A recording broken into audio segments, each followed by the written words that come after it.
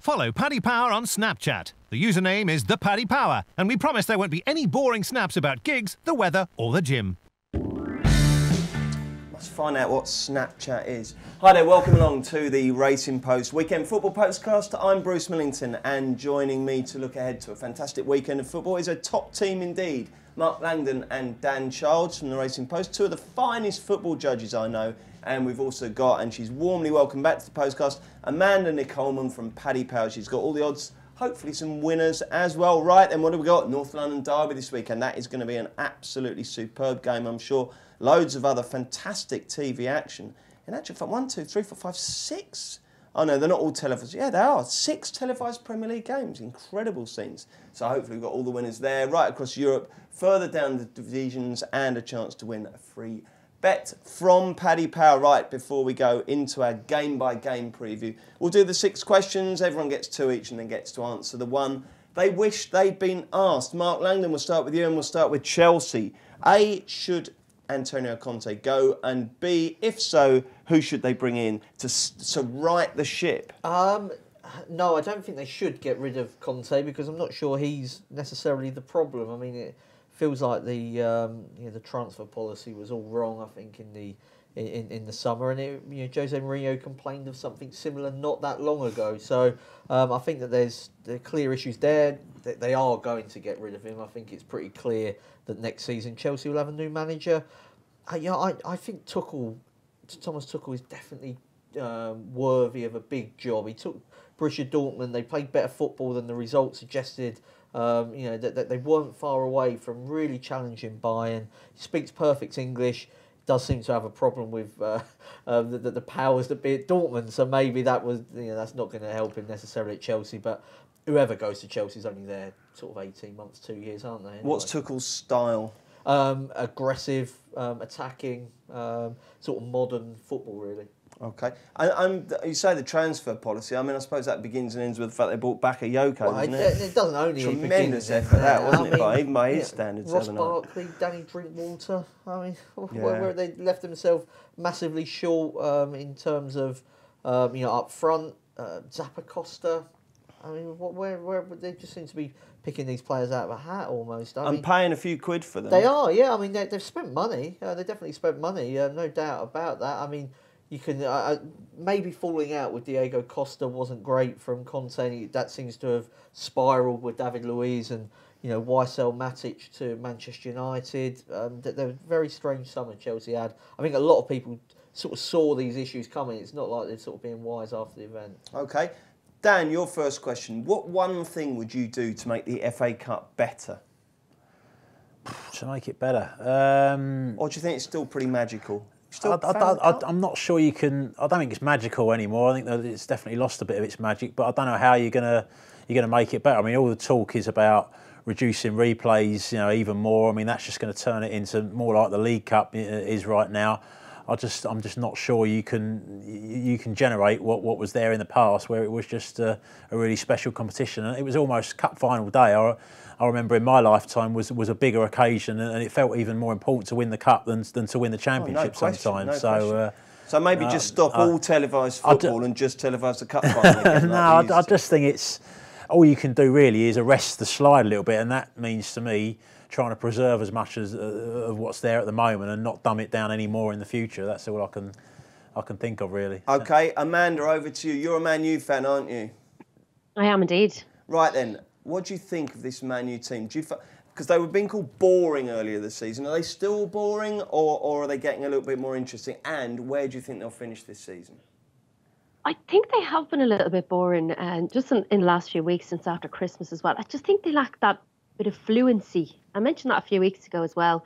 But these routine wins at the weekend against Huddersfield, they lack that punch and flair. They should be winning these games 4-0, 5-0. We're not seeing the same as what we see with City and Spurs and Liverpool week in, week out.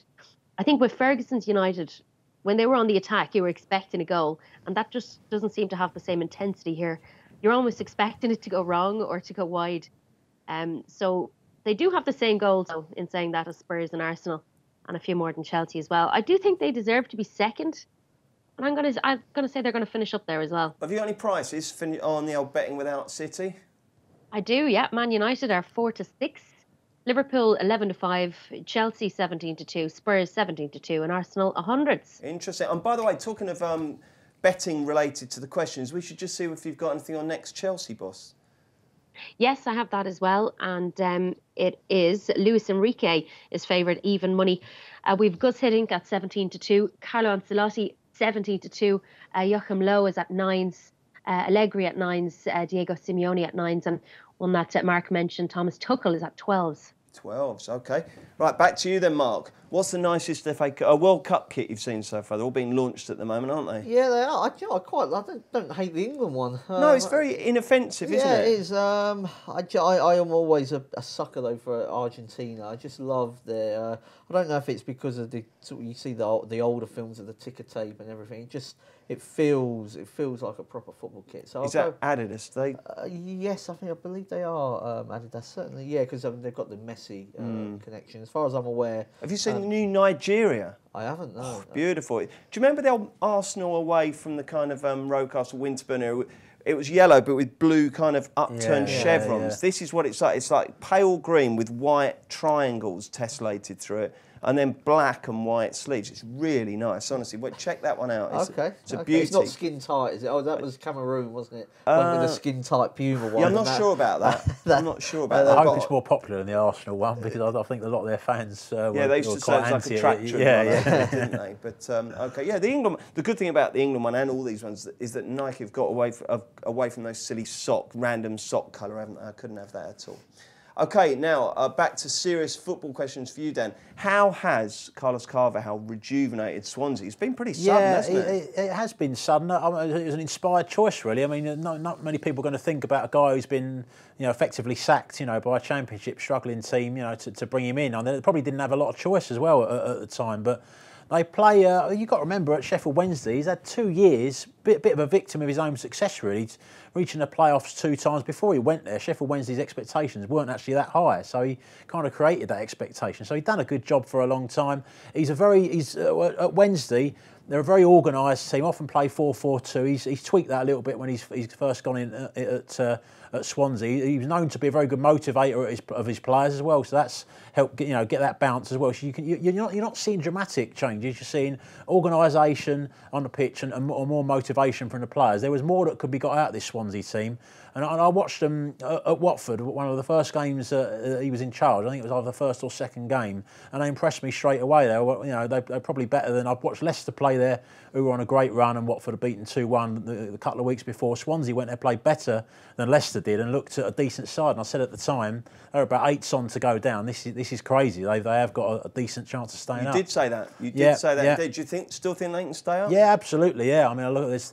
Plenty more poorer sides down there than Swansea at the moment, and it just seems to be going one way at the moment. Confidence flowing through the side. This relegation picture's getting really interesting, isn't it? Yeah, it's absolutely fascinating. Right then, Amanda. All this chat. I mean, I thought we had a fantastic game last week. Liverpool versus Tottenham. 2 superb goals, Wanyama and Salah. But no one wanted to talk about the football.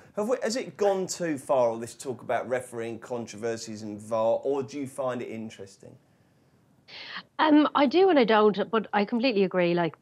It was a fantastic match between Liverpool and Spurs, but all the chat involved the linesman by the end of it, and no one was really talking. Well, it was mentioned obviously that a fantastic Wanyama goal, but that should have been the highlight of the match, and not about refs' decisions and linesmen's decisions, because they were both spot on. So it didn't even score from the penalty, did it? It was ridiculous. Yeah. No, but that's the way it's going, and I think it should just move on, concentrate on the football, and let's get on with the game. I agree with you, Amanda. Mark Langdon, which question are you going to answer? The great, wasn't it? Roy Hodgson was on Match of the Day on Sunday, Match of the Day 2, saying, "Can you just ask me about the game?" Yeah, it was great. He said, "I remember when interviews used to be about the 95 minutes during the game. Now it's about 40 seconds that took place. Was it a penalty? Was it a free kick?" He said, "Can't we talk about the football anymore?" I'd take the FA Cup question. I think there's a couple of things I agree that you're never going to bring back what it was, and because of live football, I think that probably is why there's just so much live football. I would scrap replays in the 3rd, 4th, and 5th round. That would then enable you to have a little winter break if you wanted to in January, because you get free midweeks. And also, I think it would encourage teams to go for it more on the day to compensate for the loss that you would get for the lower league teams who obviously would enjoy a replay. I would make the prize money more in the early rounds and give more to the lower league teams straight away. So, the Premier League teams don't need, £500,000 or, half the gate receipts from a game against Newport or whatever. So that's what I would do. I'd also consider scrapping the League Cup. Do we need the League Cup? Oh, that's a biggie, that, isn't it? Yeah. I couldn't argue with you. Or do something else with it. Maybe make the Premier League teams play a certain quota of players who are under a certain age or whatever. It just feels to me that everybody and even lower league teams are using it as a vehicle to play squad players. I mean, you could. I think the lower, if you had no League Cup, they'd maybe take the Football League Trophy more seriously, and the FA Cup would become a more encouraging sort of, for even mid-table Premier League sides. The League Cup just feels to me now, if you were starting over again, would you have it? That's a very good question.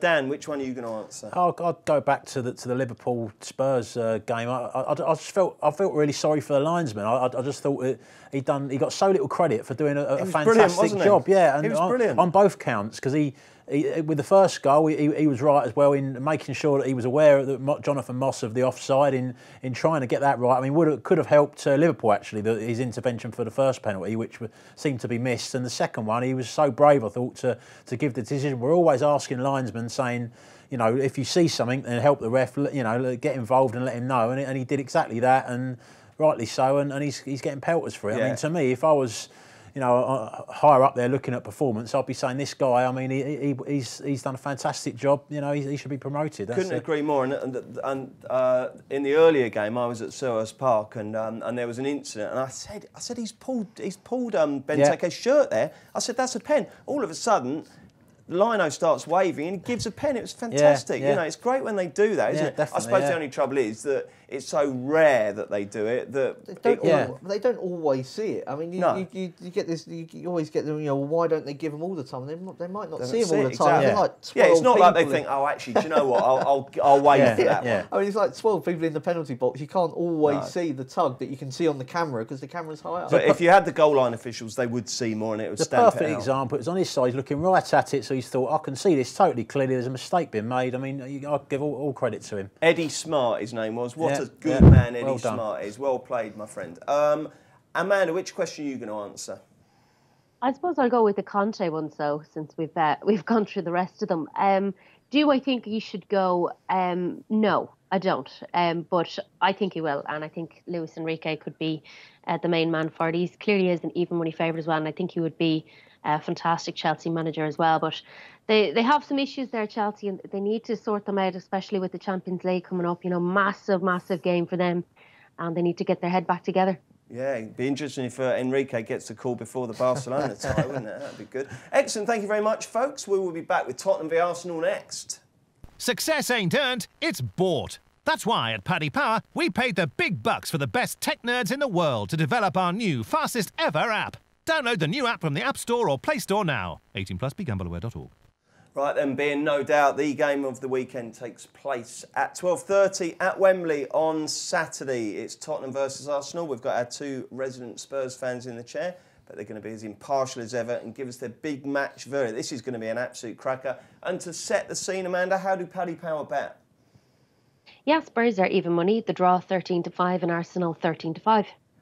Even money, Tottenham. Dan, does that scream value to you? It does, actually, yeah. I just think sometimes in these big games, I think people tend to underestimate how much home advantage matters. And there's a few statistics that back this up. If people often talk about Spurs away to the Big Six, what a bad record they got. Well, at home to the Big Six, last 13 matches, 8 wins, 4 draws, 1 defeat. So that is a incredible record at home to the Big Six. Arsenal, away to the Big Six, last 15 games, no wins, 6 draws, 9 defeats. So that is, they've got a very poor record against the big sides these days. And even looking at Spurs v Arsenal, last 9 Premier League games, Spurs at home. OK, this is at Wembley, but 5 wins for Spurs, 3 draws, 1 for Arsenal. I mean, it's a simplistic way you could say looking at it, but there's 3 big statistics there that scream home win to me. Now, looking at the two sides, I do think Spurs have got the better players as well. They're one defeat in 19 at Wembley since losing to Chelsea on the opening home game of the season. That was when they played virtually a second-string team against West Ham when they lost that game. And I just think they've got their... Look at the recent performances against Manchester United and Liverpool. They were played to a high standard, certainly for the 90 minutes against Man United, and the second half against Liverpool played very well. They're starting to click and play some nice football. Arsenal, with the two new signings, that's going to give them a boost as well. Mkhitaryan and Aubameyang look decent at the moment and are linking up well. They look Arsenal players, don't they? They do. But you have to ask as well, have Arsenal struggled defensively in any case? I mean, they're doing what they do. They're a very strong team going forward. But, nothing's really changed in that defence and midfield where they look vulnerable against a better team. So Spurs for me at evens. You're quite happy to back the old Tottenham at evens. Mark, what about you? Yeah, I was looking at over 2.5 and both teams to score. North London derbies, Arsenal have scored in 44 of the last 46 North London derbies. Oh. Tottenham have got 2 clean sheets against them, even when they've, if we have had this shift in power, Arsenal with their attacking quality they've had previously, and this is a very good, I think, Arsenal front three with Mkhitaryan, Aubameyang and Mesut Ozil. Don't trust them defensively though. That there are structural issues as well as personnel issues in there. And in the last 8 home Premier League North London derbies, Tottenham have scored at least twice in 7 of those matches. So I think I'm a little bit less confident than Dan, just purely on the basis that this Arsenal team could be different now they've got these 2 new players, and that just makes me less confident of a home win. Although what I would say is that Arsenal, before Aubameyang and Mkhitaryan, probably would have beaten Everton as easy as that, because that's what Arsenal do. They beat the soft teams at home pretty convincingly. So I think it's going to be a really exciting game. 2 teams blessed with forward power. Excellent, well done, lads. You've let your stats rather than your heart do the talking there, and very compelling they were. Some really interesting stats there. Amanda, what's your verdict on this one? Yeah, it's not that much different from the lads here. Spurs set themselves up for a serious test over the last couple of weeks, I know, and Kane had that 100th Premier League goal hanging over his head, but I think I did that in dramatic style. Obviously missed the game last night, rested ahead of this one, so I think Tottenham will come out on top now this weekend. Mkhitaryan and Aubameyang, as the lads were saying, they did make a great debut, but I completely agree with Mark there. I said Arsenal would have beaten Everton hands down, easy enough. But Arsenal themselves, they have given punters and their fans a lot to think about over the last few weeks, like smashing Palace, smashing Everton, but then suffering on the road to Swansea and Bournemouth. They've only 3 away wins this season. And if you want to be competing for the top 4, as they always are, it's just nowhere near good enough.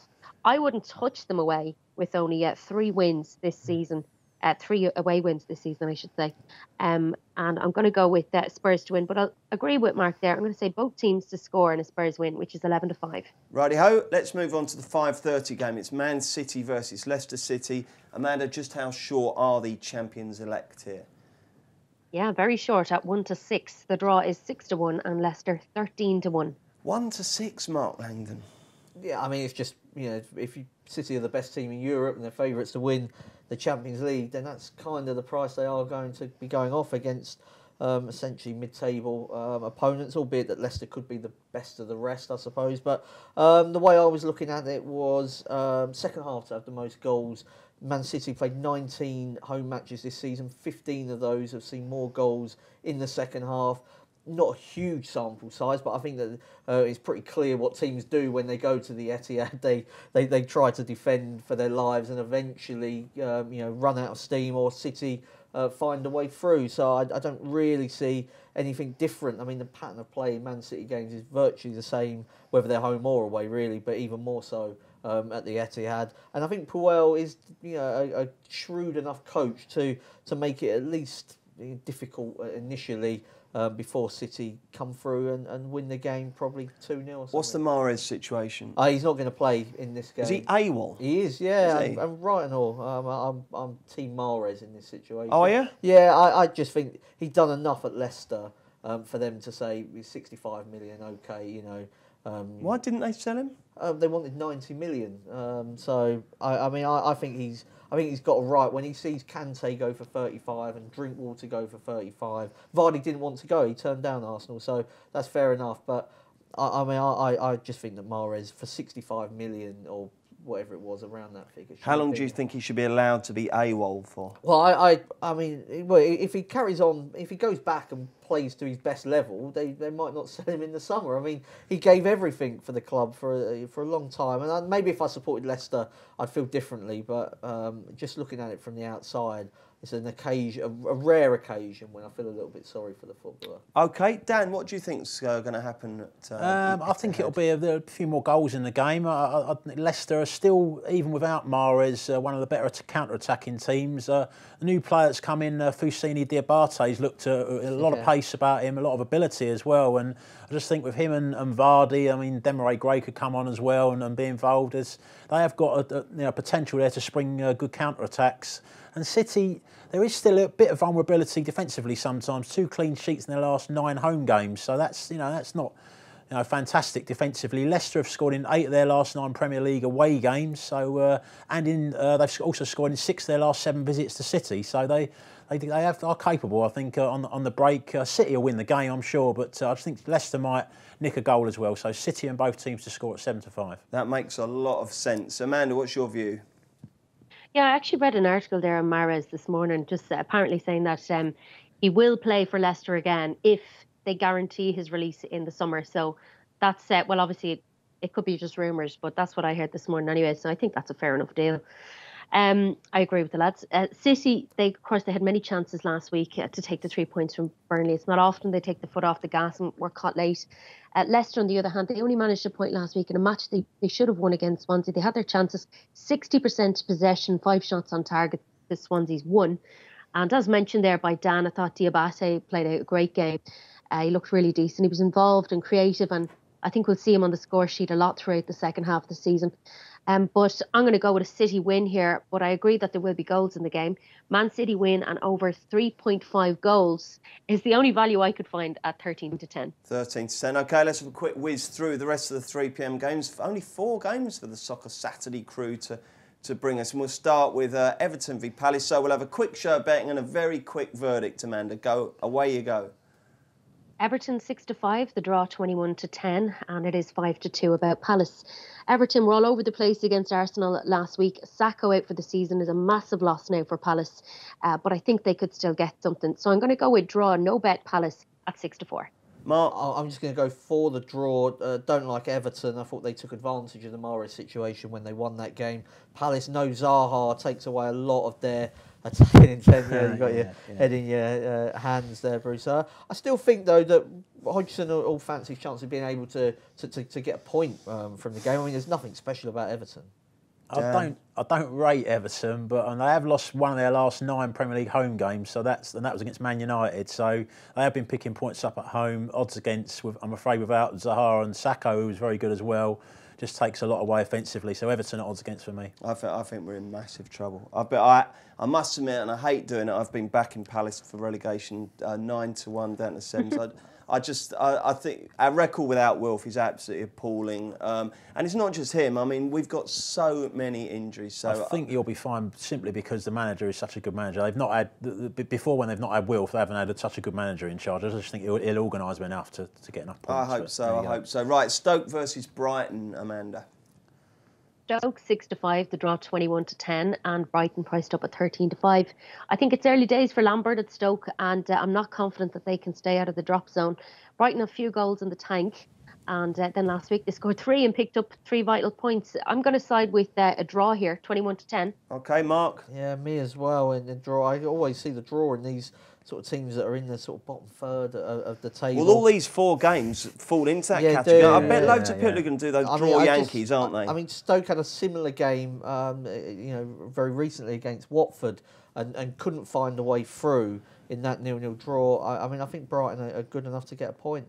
Dan? Yeah, I think in a way, I think it's getting a little bit. Remember, like the Italian league, when a lot of the teams would be just perched above the drop zone, and they'd often happily share the points just to edge towards safety. It's getting a little bit like that in the Premier League, and I've got a draw as well here. I think Brighton, I wouldn't get too carried away by the win over West Ham. I fancied them to beat West Ham, but West Ham had so many injuries that it was a great chance for Brighton. Stoke have picked up, I think, a little bit under Lambert and played quite well in defeat at Bournemouth, but I still don't massively fancy them. Draw for me. I don't think we've ever had 3 people agree on the draw. We might do yet again because we've got Swansea v Burnley, another game which is very hard to split, isn't it, Amanda?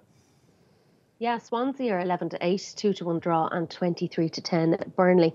We were talking how good Swansea are getting on this year so far. Swans have taken 8 points so far under Carvajal. They scored 8 past Notts on Tuesday, of course. How could we leave that out? Burnley couldn't hold on to the ball against City. They only had 30% possession, but they still managed to take a point. It's hard to side with a Burnley win here when Swans are beating Liverpool and Arsenal at home in such good style. But Burnley haven't won away from home since November, so I will side with a Swansea win here at 6-5. If it was at Turf Moor, I'd be saying otherwise, though. OK, home win for Amanda. Who for you, Mark? Yeah, I'm going to go Burnley. Surprised myself with this one, but I just think with Swansea, I wonder if the games that they've had against Arsenal and Liverpool very different now to the game they've got against Burnley. And Burnley are just hot. I mean, unexpected goals. They're more like relegation candidates. They're a really horrible team to play against, but they are a very difficult side to put away. And I just wonder if Swansea may run out of patience, actually. A different game completely. I'll give a little chance to Burnley and hope that Swansea don't win again. I'll tell you, I've seen look quite decent. First against Palace and then against City. And I've also seen other bits of him. The left-back, Charlie Taylor, he doesn't do a hell of a lot going forward, but I tell you what, he's really solid. Yeah, he was liked at Leeds, wasn't he? It looked like a good pick-up, the goalkeeper as well. I mean, we talk about next England goalkeeper, they've got Heaton and Pope, both doing well. Could be one for the fantasy team next season, that Charlie Taylor. Dan, what's going to happen here? I'm going to go with a home win. I just feel Burnley, I mean, they did put that good performance in against City, but it's no winning 10 now. I think maybe now with the position they're at in the league, I mean, I don't see how much more they can do, really, Burnley. They are getting up for and motivated against the big teams, but their form has fallen off, actually, in a lot of the other games. So you're not accused. Is this quite early in the season for the old deck? Was it flip-flops or deck chairs or holiday brochures? That, but I do think you are getting to the territory where the game is going to be less important to them than it is to Swansea, and if Swansea can match Burnley's work rate and physicality, they are playing with a lot of confidence. I know it's only Notts County, but looking at the quality of some of the goals in that game was fantastic. There's a lot of confidence going through the side, and I just think odds against is okay. If there's one manager you probably would be ill-advised to start reading a holiday brochure in front of, it's Sean Dyche, isn't it? I don't think wouldn't be getting past page 2 with that. Okay, and the final 3 p.m. game, non-televised, West Ham versus Watford at the London Stadium. Amanda, give some prices and a tip. Yeah, West Ham are 11-8, the draw 23-10 and 15-8 Watford. West Ham's missing some really big players last week, of course, Lanzini and Arnautovic, and going through a bit of a slump. The introduction of Evra yesterday is a good bit of crack. Would be interesting to see how him and Zabaleta will work together now at the back. But Watford, they'll be elated, of course, dismissing Chelsea 4-1 at home on Monday and collecting those 3 points. They need to keep up the momentum, and I am going to side with a Watford win at 15-8. OK, Dan, what about you? Yeah, I'll take Watford draw no bet because I think West Ham at the moment are trying to grind results out. They did got a draw at home in the previous home game at home to Palace. They sort of ground one out with a lot of players out there. So they will, I think they'd possibly even be happy to get a point here because they've still got a lot of players out. Arnautovic could make the bench, I've heard, but nothing more than that. So, and when you're without Arnautovic and Lanzini, it takes so much out of their side. They're really unbalanced at the moment. Watford went to the game against Chelsea.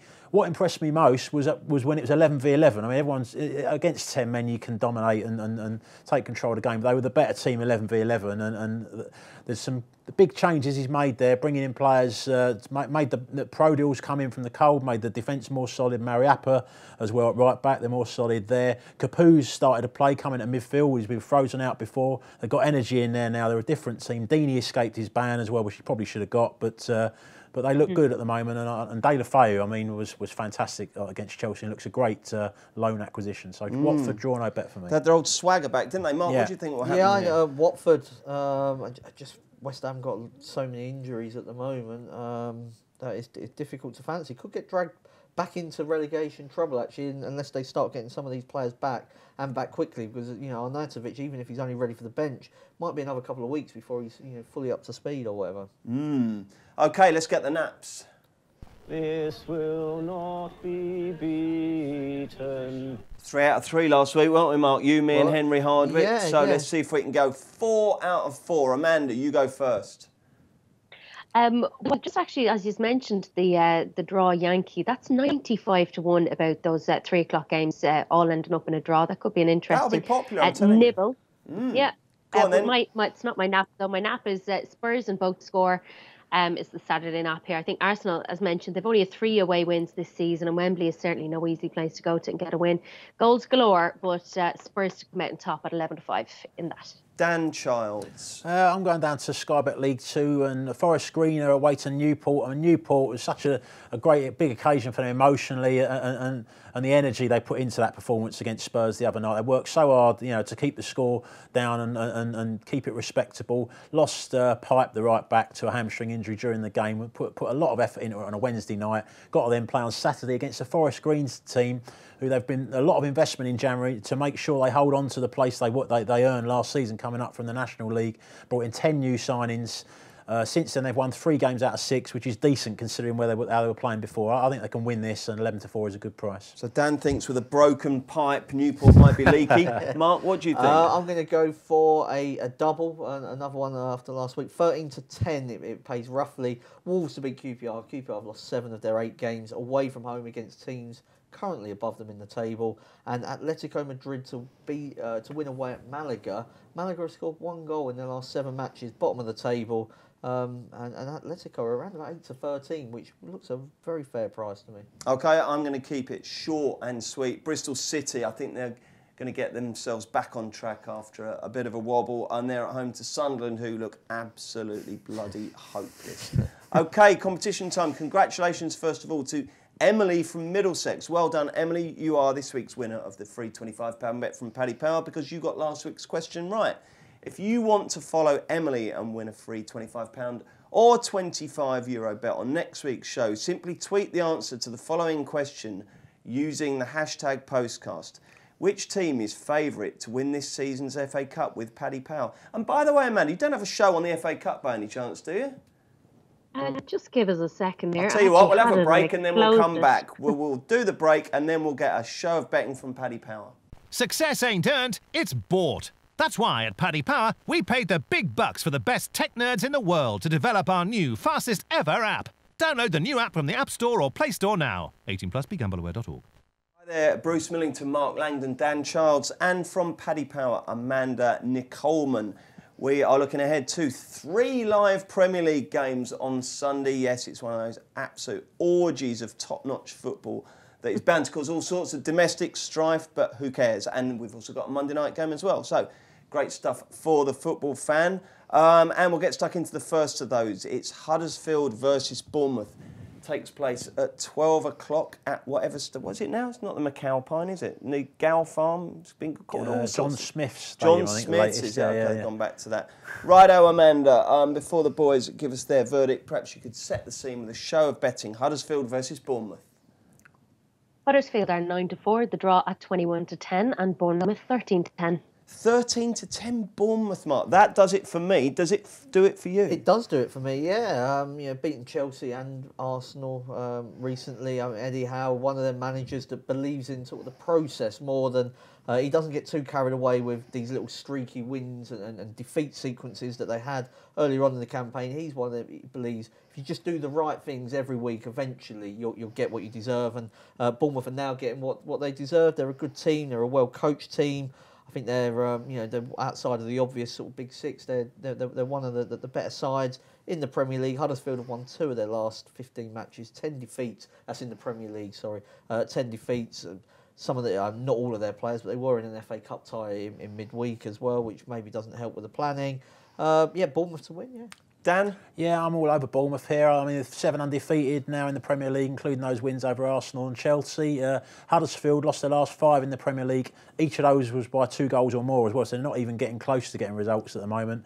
And that game in the week as well, they did play a few more of their first-team players than normal for that game because I think it's because the carrot of Man United as well in the next round. So and it did go to extra time, so it's quite a bit into the legs of the players there. I just think Bournemouth, I agree with Mark, they look a very good side. Might even get into the Europa League. I mean, if it goes down to 7th, which is highly possible again, they're only 5 points off that puts Burnley. me off a little bit. Anyhow, what he thinks of cup competition. Okay, 2 strong votes. What, 3? Because for what it's worth, I really fancy Bournemouth as well. What do you fancy, Amanda? Yeah, we'll make that 4, Bruce. Huddersfield had 0 shots on target last week, and they are seriously struggling, as mentioned there, of course, having to take it to extra time to beat Birmingham midweek. They were never expected to get anything out of Liverpool and Man United, though, in the last 2 fixtures, but they've only kept 1 clean sheet in their last 10 games.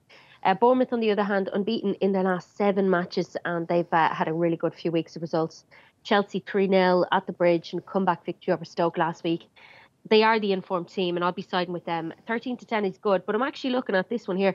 They scored 53% of their goals after the 60th minute.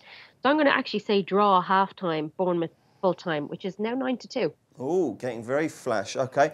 And if anyone from the spread firms is listening, can you please pitch the passes nice and low, because I'm planning to buy them. There could be over 1,000. The second of the TV trilogy takes place at 2:15 at St James's Park. It's Newcastle versus Amanda's beloved Man United. How do Paddy Power bet here? We've Newcastle priced up at 9-2, the draw 11-4, and the Reds are 8-13. The Reds are 8-13. Right, Amanda, we'll stick with you. What will happen here? Yeah, Newcastle, they've scored 5 goals in their last 5 games, 1 in each. They're only 1 point out of the drop zone now, and they're in big trouble. They were decent, though, in their first half against Palace. You were there, Bruce. Yeah, they were. They were attacking. They had 8 shots on target throughout the match. So I think they are slightly improving. But in regards to Man United, we saw a few players left out of the squad that faced Spurs. I don't think it did much harm. One man who wasn't left out, though, was Sanchez, of course. I thought he showed passion and pace on his home debut last week. He's a great work ethic, and he had a tough game. He had lumps taken out of him, 7 fouls. I think it was the total. But yeah, it was a routine 3 points for them, a boring win, I suppose, if you want to call it that. So there was no surprises that they were back to winning ways. God, this is a slow burner, Amanda. Who'd you fancy? I'm going to side with Man United half-time, full-time. OK, well done. We got there. Mark? I was looking maybe under 2.5 goals in this game. It was just Newcastle against the bigger teams. Everybody saw what happened. He did against Man City, I think, when there was no show. But even the Liverpool was 1-1. The Tottenham was 2-0, and that was 0-0 until Shelvey got red carded. So I think it'll be a similar type game. What you were speaking earlier on about United, maybe not having the same panache as some of the other big teams at the moment. But I think eventually they will find a way through. 2 more cagey managers, I think it's fair to say, in Benitez and Mourinho. It could be one of, and they don't get on particularly well from their time together, Liverpool-Chelsea. I think it could be a Liverpool-Chelsea type game. You remember when they used to really, it used to be a real war of attrition when those two used to play. United probably just edge it, but under 2.5 goals. Under 2.5. Amanda's absolutely right. Newcastle were decent in the first half, but they were also pretty poor second half. Yeah, I thought I'm very lucky to hang on there. Yeah, I thought Palace probably edged the game overall, but they did, defend with quite a bit of spirit and organisation, as Benitez teams often do. They are becoming hard to beat. 2 defeats in 8 Premier League games, both against Man City. So that's pretty decent for a side that have had so little investment, as has been mentioned. He has got them well organised. As Mark's mentioned, they have caused problems, especially at home, to some of the bigger teams. And even I watched their cup game against Chelsea. Although it was 3-0, they were much more competitive in that game than the score suggested. I just think Slimani could come in up front. That'll give them a little bit extra as well, because that's been a real soft point for them. Playing Gale and Hosselu, neither are really up to it. So Man United, I don't know. I just think they do lack the way they play under Mourinho. They don't play that free-flowing football. Took 55 minutes to score against a poor Huddersfield team last time out. I think Newcastle might frustrate them, and 11-4 the draw, I don't think it's a bad price. Righty-ho, excellent. Now, 4:30, I'm mindful of the fact we haven't done They Played for both clubs yet, and we're not going to do it for Southampton versus Liverpool, because we've all got better things to do than spend all day recounting about 38 names. So it's Southampton v Liverpool. I guess, Amanda, Bournemouth favourites to beat Huddersfield, Man U favourites to beat Newcastle. A lot of people will be interested, and there'll be a lot of money rolling on if the first 2 away teams win on this away treble. So Liverpool versus Southampton. If the first 2 away teams win, I could imagine Liverpool coming under massive pressure. What price are they now, though? They're priced up at 8 to 11. I'll get the price at treble for you shortly as well. Oh, cool. Liverpool are 8 to 11. The draw is 11 to 4, and Southampton are 100 to 30. Rightio, get us that away trouble. In the meantime, Mark's going to give us his big match verdict. Yeah, I mean, I nearly always side with Liverpool. I still think they're the second best team in the Premier League, but I'm going to go for the draw on this occasion. I think Southampton, and we've been quite negative about them on the Postcast, and rightly so, because they don't win enough matches. But actually, in some of the big games, they've done okay. I think probably suits them not having to force the issue. They got the win last week against West Brom as well, so I can see them playing for a point, and maybe they can frustrate Liverpool. They've drawn at home to Tottenham and Arsenal. They got the 0-0 at Old Trafford. They only lost to Man City with the last kick of the game. I do like Liverpool, and if you do fancy Liverpool to win, it is worth backing them, Liverpool to win and over 2.5 goals, because that has copped in 19 of their 20 victories. They're not a team that does it simply. You know, if they win, it's in a high-scoring game. I'm not sure this is going to be a high-scoring game, though, so the draw, a tentative vote for the draw. That was a great stat, Mark. I tell you can listen to all these people and all these various ex-pros giving you what happened in the last game and why this is going to happen and that's going to happen. But the guys like Dan and Mark, they just sit there, they analyse, they use the stats, they use their knowledge, and they come up with fantastic verdicts like that. Well done. Dan, what do you think is going to happen down at the Dell? I've got similar thoughts. I'd go a little bit further, and I'll be laying Liverpool here, actually. I've been a bit down on Southampton this season as well, but there's a few factors. I mean, the last game they played, I talked about the last game. Last game they played well, Bruce. They won, deservedly won at West Brom. Played well against Spurs, well, the game I saw on the telly. A decent performance, well worth the draw there. Not that long ago, got the 0-0 draw at Manchester United, so good performances against good teams. The crowd as well, I don't know, put too much stock in the crowd being up for it, but they will be. It's the first time they played Liverpool since Virgil van Dijk was sold. There's a lot of history there between the clubs. I think a lot of games this season, the Southampton crowd have been quite down about the manager, down about the team. I think they'll be really up for this, and it could contribute to a better performance from Southampton. And Liverpool had a little bit of a wobble lately. 1 win in 4, that was against Huddersfield, so they're not playing great. 1 clean sheet in 8 games. I just think I wouldn't be backing Liverpool. Odds on, I'd say Southampton or draw, double chance at evens. Blimey, the boys are very negative about Liverpool. How about you, Amanda? Yeah, I'd be actually siding with Liverpool and both to score here. I think Southampton looked decent at times, as mentioned there, against West Brom at the weekend. Their new striker, Carrillo, looked like he had a bit of flair.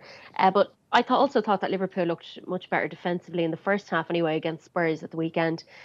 In saying that, though, Southampton have scored in all their home matches since early November. So I will be siding with a Liverpool win, but both teams to score, and that's 23-10. 23-10, yeah, that sounds decent. Excellent. Right, we've got a Monday night game. It's beleaguered Chelsea against equally beleaguered West Brom, who are bottom of the table and desperate for points. Kicks off at 8 o'clock at the Bridge. And for all their recent troubles, Amanda, I'm sure Chelsea are pretty strong favs here, aren't they? Yeah, they certainly are. They're 3-10. The draw 4-1, and West Brom are 9s. So, Mark, 3-10 Chelsea. Yeah, I mean, you can't back that. Can you? You can't back that. I mean, even if they do win, then so what? If you've got the 10, you don't need the 3. Yeah, do you? And also if you do need the 3, I think there's safer places to put your 10. So I wouldn't be backing. I definitely wouldn't be backing Chelsea. I'm going to take a chance on West Brom here, just in case there are big issues at Chelsea. And look, if you've lost 3-0 to Bournemouth and then get tonked at Watford with 10 men and the goals came late, but it still doesn't look right to me. And West Brom have already won at Anfield this season. I think Pardew has got a positivity about him that can just occasionally sort of up. He quite fancies himself in these big games, I think it's fair to say. I think you could have ended that sentence after the word himself. He does. And West Brom are in a situation now where they almost start to need to win games because they are beginning to get a bit tailed off. If Chelsea win, then so be it. The reason I don't want to go double chance or handicap is because if Chelsea are at their best, then they'll probably win and win easily enough. But if they're not, and the crowd are negative, and Conte's negative, Sturridge. They've got a bit of firepower now as well. I mean, Rodriguez was brilliant against Liverpool, wasn't he? I don't know why he didn't play against Southampton. Made no sense. But if you've got Sturridge, Rodriguez, and Rondon up front, you've got a chance in this game. And West Brom were missing quite a few important players against Southampton, like Johnny Evans. They've got a bit, because it's a Monday, they've got more chance of getting them back.